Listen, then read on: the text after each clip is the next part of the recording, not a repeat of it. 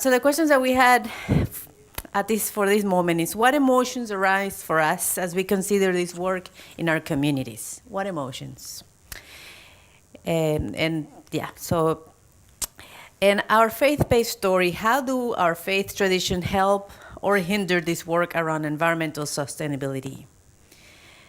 What resources do our communities need to engage with these issues and the initiative? As Lori had mentioned, talk to us as to what is needed. What do you need to help make an initiative that is meaningful to most communities? So those questions. What emotions, connecting with your own faith-based story, and what resources our communities need to engage with these issues and with the initiative. So let's take 5 minutes, and then we will share all together. So get close to someone, with 2 or 3, whatever is comfortable where you're sitting, and you need to move too much.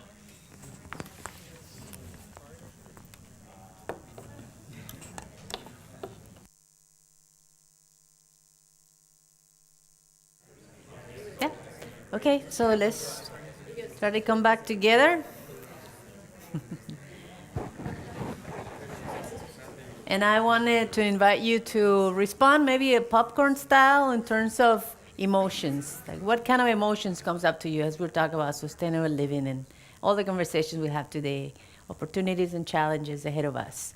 It will be okay if you can talk about emotions more like popcorn style, but we do need the microphone, right? So if you want to... So we're just asking for like one-word emotions that you're feeling, and then we'll just put them up there. Like, what are we feeling? Are we feeling anything? Empowered. Okay. Great. Shout them out, because they're emotions. So let's... That's right. You can repeat them. That way there can be... Inspiration and overwhelmed. Inspiration. Overwhelmed. Anybody else? I want to say tears, but there's all sorts of emotions behind that. Yes. If you can have tears. Then Okay. Laurie's got tears. Hope. Wonderful. Anybody else? Caring. Caring. Excellent. Anxiety.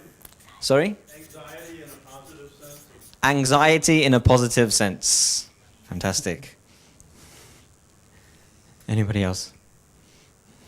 Apart from this space here, feeling anything over here? Inspired and caring. Great, thank you, Juan. I'll give you apprehension. Apprehension. Ooh. I feel like a game show host up here doing this. So, connected? Yes. United. That's a good one. Belonging. We can't do this without community. Belonging. The joy of belonging, as George Marshall said earlier. Ooh, encouraged. Encouraged by the perspective of young people. And then, Irene, you had? Tender. Good. Do we have any more before we move on to the next? That's a good list.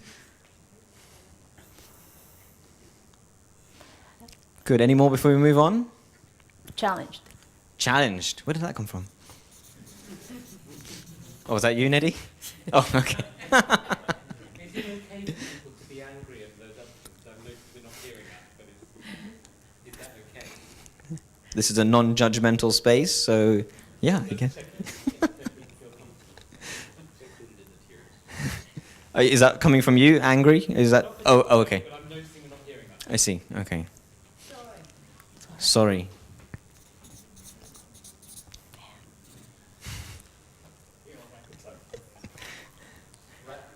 Threatened. Uh-oh. These are fantastic. We have grief. I do have deep grief. Grief. Resistance. Resistance.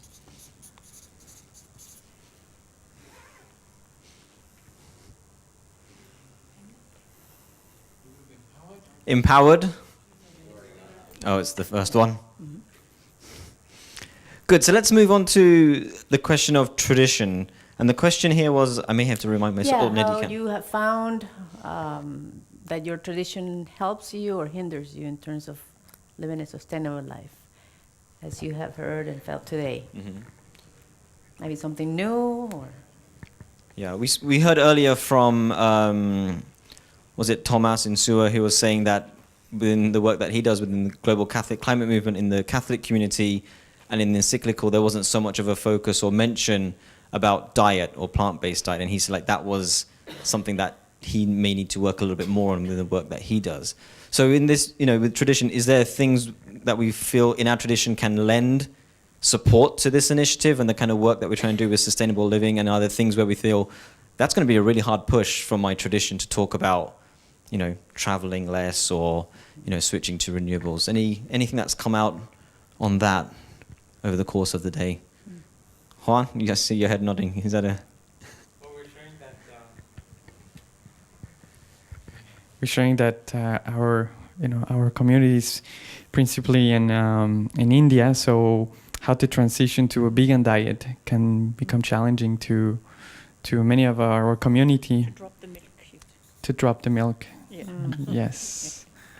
So, yeah. Thank you, Juan. Drop the milk. That's a... Cow milk. Anybody else feeling some... Please, yes. I think within the Christian tradition, I mean, looking at biblically, there's a lot of support as a caretaker of creation, Sabbath rest, a lot of the things there that can be of help if people are more aware of it. Great. Thank you so much, Jeff. Tosin, over here, yeah. For me, and also for majority part of Africa, we are from a deprived background. And so when people now start getting the benefits of life, it's very difficult to tell them to consume less. So. Yeah, thank you. That speaks again to the north-south concern and tension that we came upon earlier. Yes, Irene. In our tradition, one of the three jewels is Sangha, community. And today in particular, I felt and saw and had my Sangha arrive here. And 6 out of the 7 people that have showed up, I've never met before. So I'm particularly moved by the friends and the Sangha that are showing up. Wonderful. And that's such a central aspect of my understanding of Buddhism, of the Sangha, of community, of fellowship. And so, that, again, we spoke about earlier the importance of community and a community of practice in order to facilitate these changes that we need to do. Over here.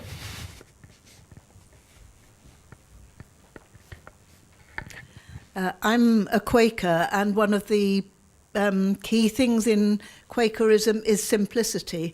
Now, that can be understood in a number of ways, but it basically means having less clutter in your life, whether it's what you do or how you do it and what you have.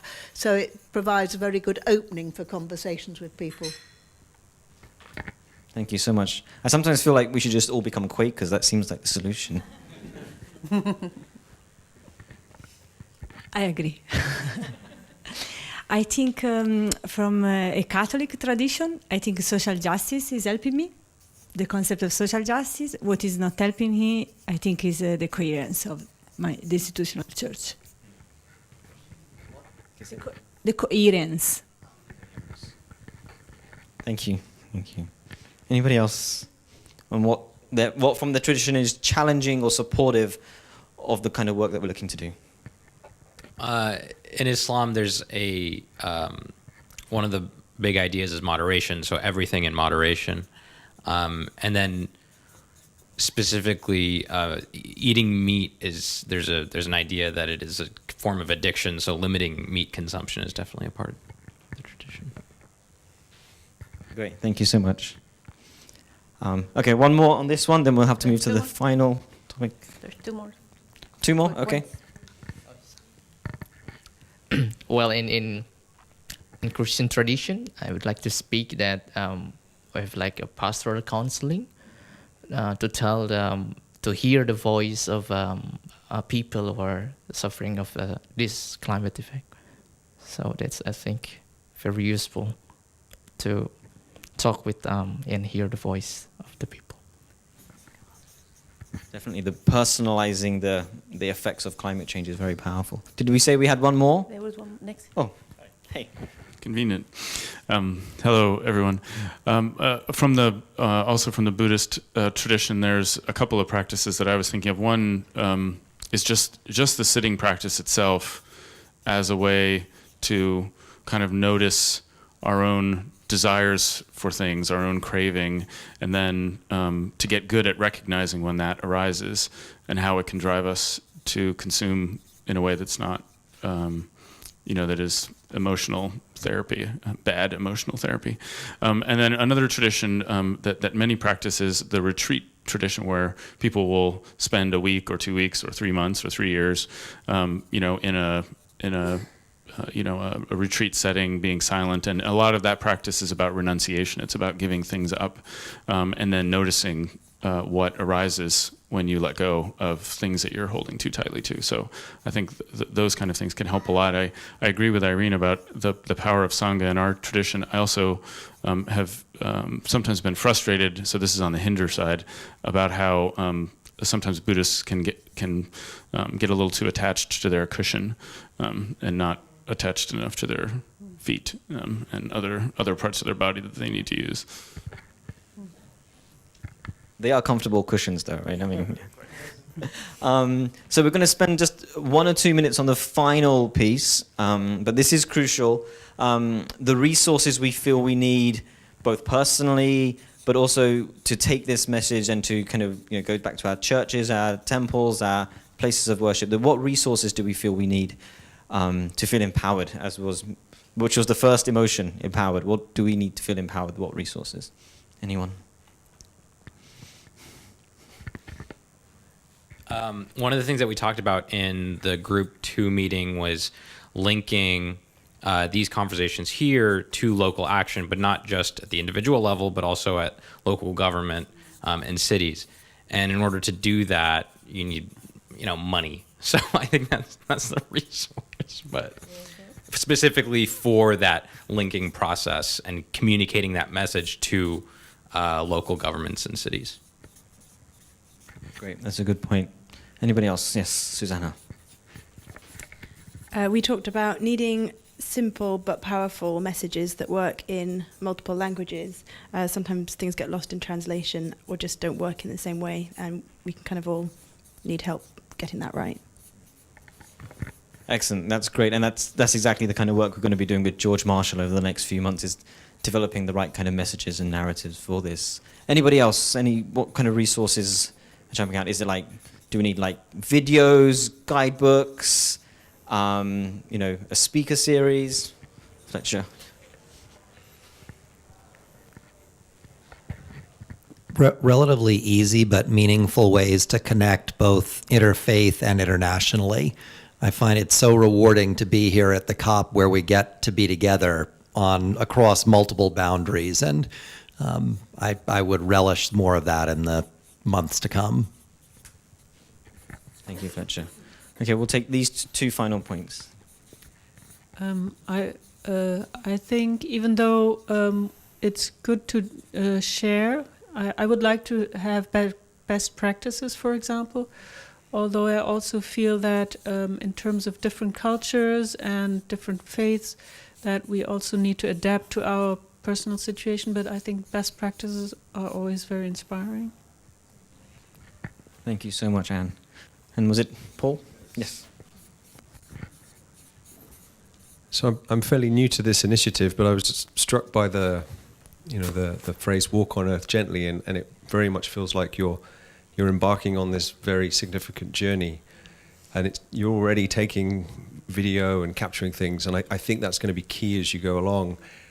I think all these traditions, and from ours as well, is how to actually capture this sense of this incredibly rich, diverse community of people that are sort of taking this to heart. And I think that collection of stories and that appreciation for, all those sort of small actions that all are part of one big mat I think if there's a way that you can use technology and way that you can use gathering people and almost record that as a story in itself, I think that has power.